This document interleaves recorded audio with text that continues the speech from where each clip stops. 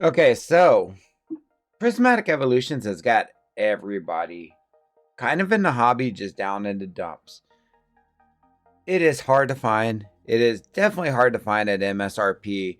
Shops are seeing whatnot streamers end up with tons of product while they're struggling to get less, even a full case of ETBs. And you got streamers with 400 ETBs sitting in their living room. So a lot of people are frustrated, and a lot of people are getting fed up with Pokemon's lack of any kind of acknowledgement of the issues, right? So I kind of want to make a video that's a little bit more positive. Sure, I can make a lot of videos shitting on scalpers, shitting on whatnot streamers, shitting on this, that, this, that, this, that, this, that, right? But today we're going to do something a little bit different. I'm going to show you guys the ways I combat scalpers. Now, I'm going to be honest with you guys. If you're an English master set collector, none of my methods are going to help you. Unfortunately, the only advice I got for you is maybe buy singles. But English master set collectors who love opening up products, there's no real advice I can give you. You just love the gamble to see if you can complete your master set. And all honestly, I respect it. I love it too. But these are just some of the things I'm doing to combat the hype and the scalping and all the crazy chaos that's with Prismatic Evolutions. Starting off with, first and foremost, buying singles, right? Buying singles is probably the number one way to combat the scalping. If you're refusing to buy a sealed product, but you're buying singles, you might be able to combat the scalpers because you're not putting that money into the scalpers' pockets. These scalpers, knowing the pull rates of the set, will not rip open this product. They will try to move it sealed because there is a very high chance that no matter what what Umbreon or Espeon or whoever goes for, there's a very high chance that opening up in some ETBs is going to be more of a loss than a gain, especially if you're trying to sell at a markup, right? So to me personally, I think buying singles is one of the better ways to combat scalpers if you feel you really need the Prismatic Evolutions cards. Now, some of the ways you can get singles. First and foremost, I am going to recommend claim sales, consignment sales that you can find on social media. If you know a reputable seller, for example, Riaquasa here, she's reputable, she's trustworthy, and I have her notifications on in case I can never catch a claim sale. Those types of things are really good because a lot of times, especially if you can find a reputable seller who doesn't have a strong following, a lot of times they're going under market to just try to move cards to build that reputation. So if you find somebody who may have found some product to open up a lot and they're selling all the cards they don't want, it may be beneficial to follow along on their account and see if they post anything you're looking for, right? So that's one way to obtain singles. Another way is TCG Player. Now I know what you're thinking. When it comes to TCG Player, right? Market can be manipulated. Look at Pikachu, right? Pikachu absolutely spiked up. Remember pre-release selling for only 300? Boom. It's been a $400, $500 card ever since then. And you're probably saying to me or to yourself, I don't want to pay that price. Maybe I want to pull it, whatever, right? The thing with Pikachu EX, and this is where I need some of you to start thinking outside of your bubble, especially if you're not a master set collector, especially if you're one of those people that just says, I want to collect the pretty artworks. Consider buying other languages. If all you want is this Pikachu because it's the artwork or because it's the Pokemon and you're not worried about the value of the card and you're not worried about playing the card game, go Japanese. You're paying half the price for the card. Go buy a Japanese copy. And that's almost with anything that is not a female trainer. Gold Pikachu, $130 in English, $60 in Japanese. Full Art Pikachu, $35 market price in English, $16 in Japanese. Ceruledge IR, almost $40 market in English, $5 in Japanese. Latias EX, $250 market price.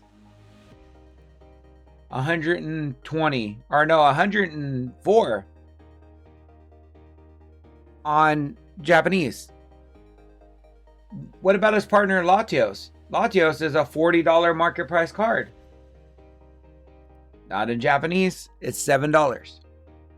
So what I'm saying, guys, is if you're somebody who, like me, is collecting for the artwork, maybe your option should be to consider buying Japanese or maybe Chinese or maybe Korean.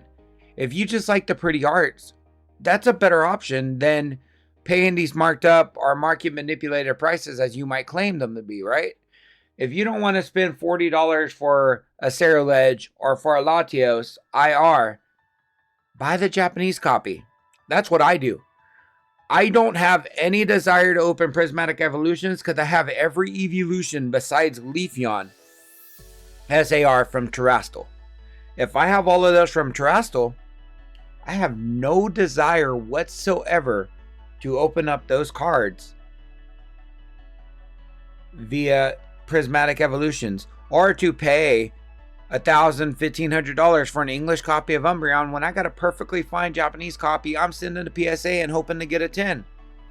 I don't need an English copy when I have the Japanese copy. And now, before some of you say, well, I prefer the English copies. So what? If you don't play the game, it makes no difference. The only reason you prefer the English copy if you don't play the game is because it's got more value. Let's be real. I prefer to read my cards. You don't need to read your damn cards. You're sitting there posting every day about artwork. Buy it for the damn artwork. Don't worry about what the words say. Don't worry about what kind of font it uses. You don't play the game. You're not worried about that text. What you want is you want to be able to buy the product to chase the card that's worth $1,500 instead of just taking the $250 copy that is in Japanese. So if you don't think this is an option for you and you're strictly stuck on buying English, I'm not trying to be mean, but you are part of the problem. Let's be real. Because there are perfectly available and perfectly good copies of these same artworks, these same Pokemon, these same cards available in other languages for a fraction of the price. And that's one of the things I'm going to be doing. On top of buying singles, I'm going to be looking at the Japanese market. I'm going to buy Japanese cards. If I can't afford it in English, I'm buying it in Japanese.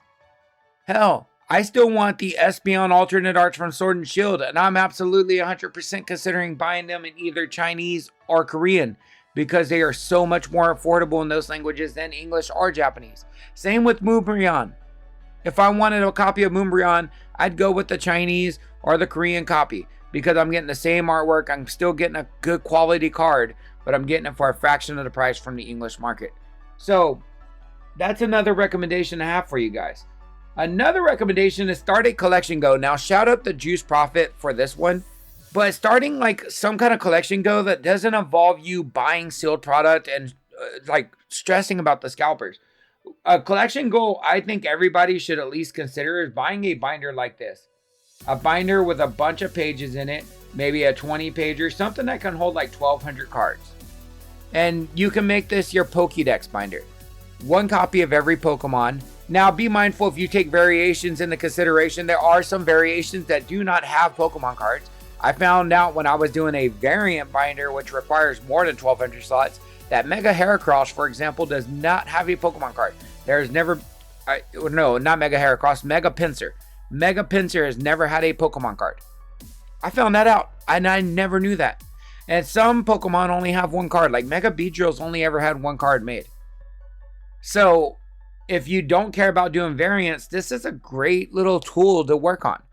Because it can give you something fun to do. It can give you something to enjoy doing in the hobby and work on filling it out. But you don't have to stress about what the sealed market looks like. Because you got something else you can do. And I'm not even going to just talk about that. Let's say you collect a particular Pokemon. Like, I'm a huge fan of Emolga. Do you want to start an Emolga binder? Start buying copies of Emolga.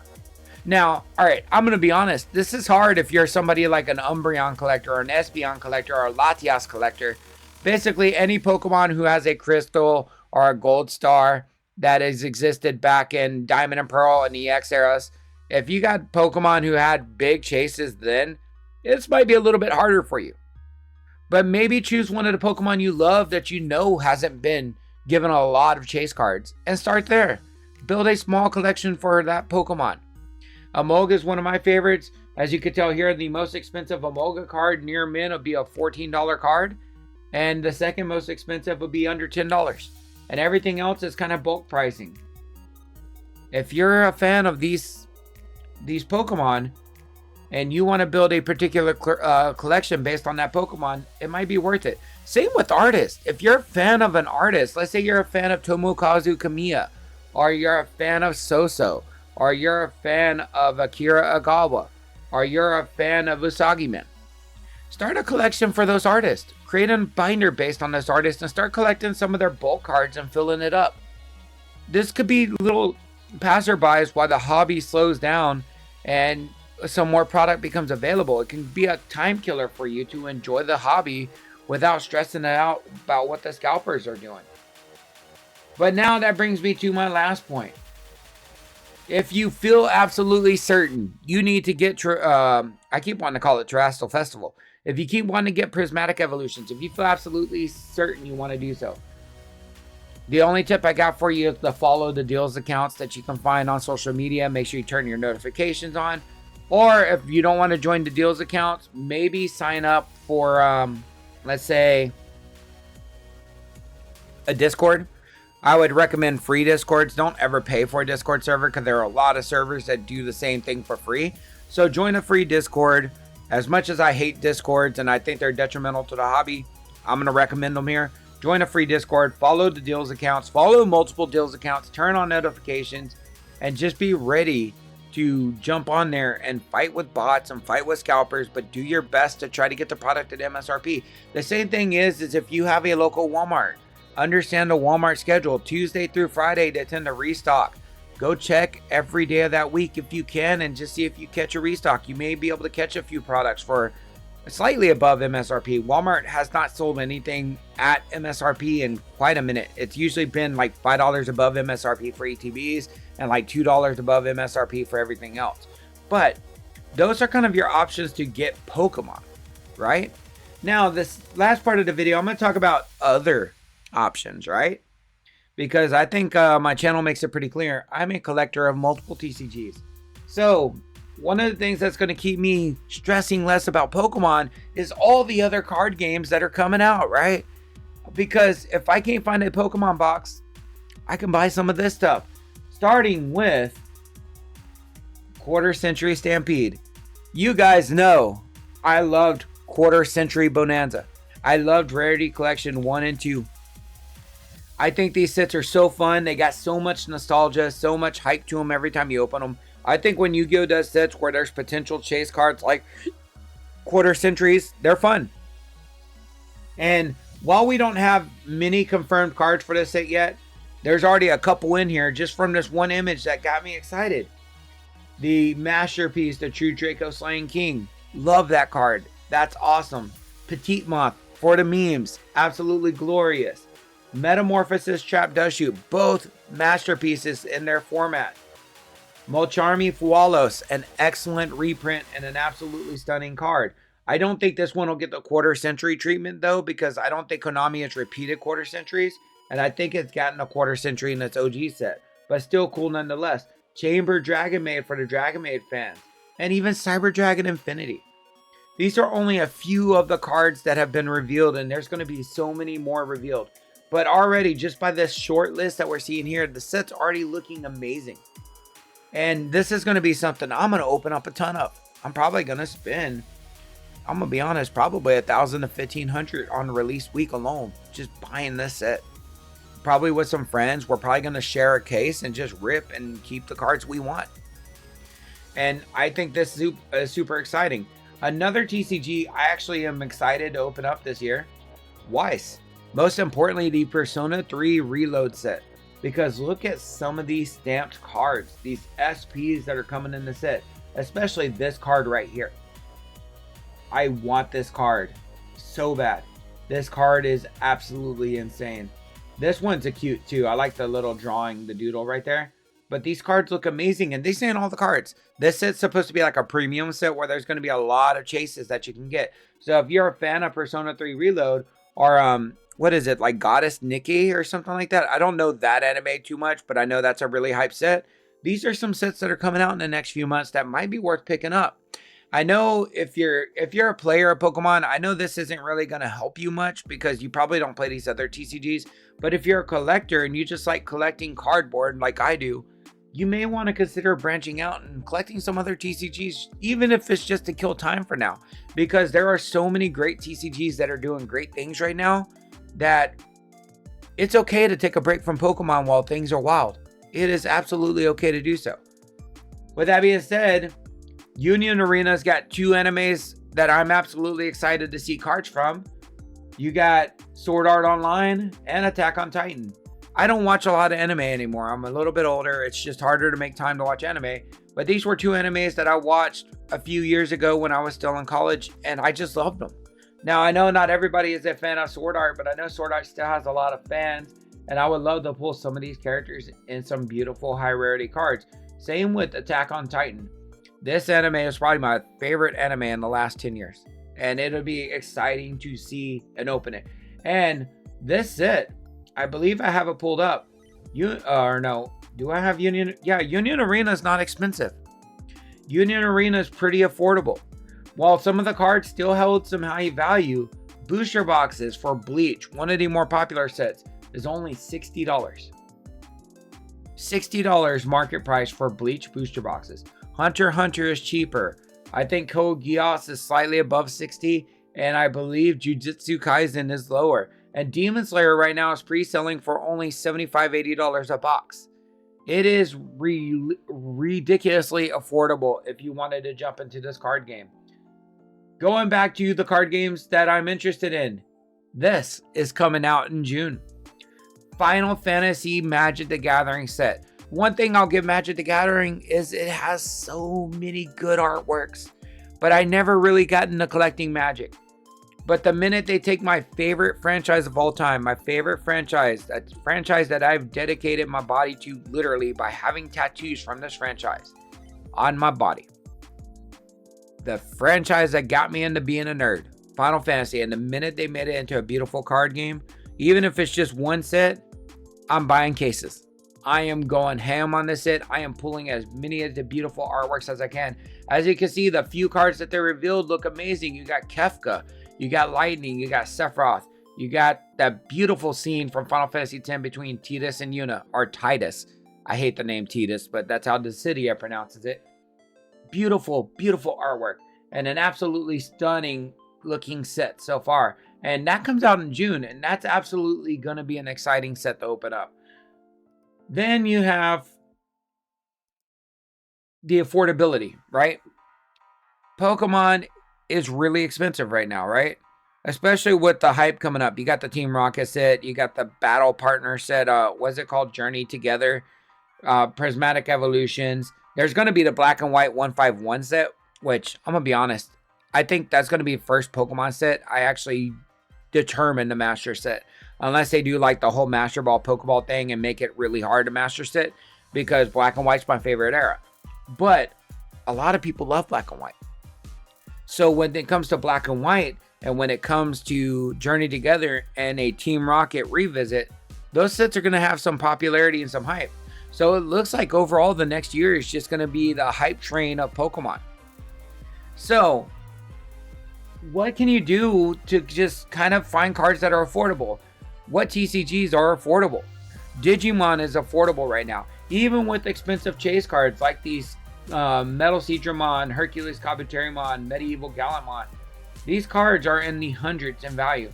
But booster boxes on launch today, last Friday was release day. $81. $81 for a booster box. That is super affordable. And with these EX hits, you tend to get pretty solid amount of hits. These boxes tend to be pretty loaded.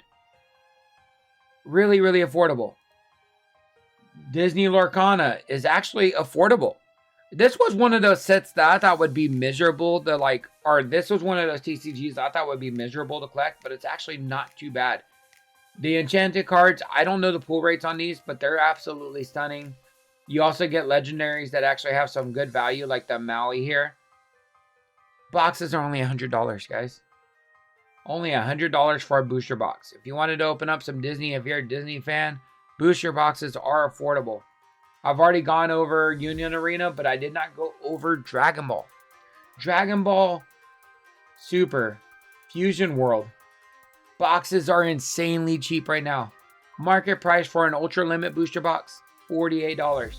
And there are some insane artworks in this set.